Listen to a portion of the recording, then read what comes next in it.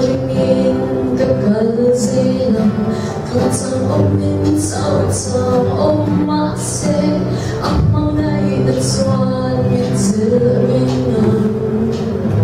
Ing maring kalang to along ng kanya na iyong si Isu ikyang len kanuame Dark long game swal itandang ma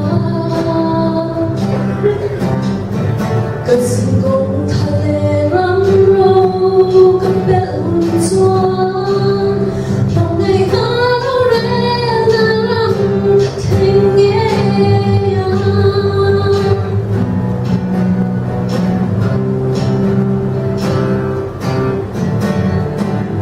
Ing maring kalang to along ng kanya na iyong si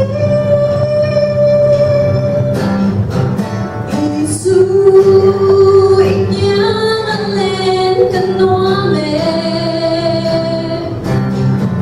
Nundag lugay miswan itandang ma Kasing kong talerang ro kapel tuan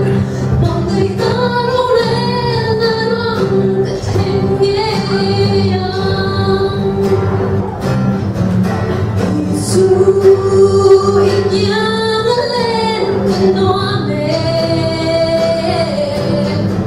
Nundag lugay miswan itandang ma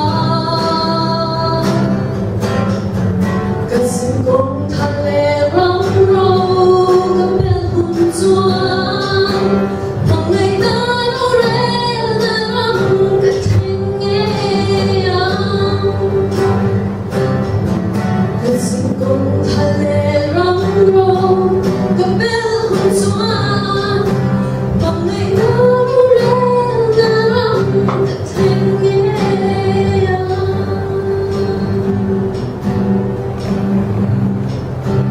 Pangay haro rin narang katingayan Parang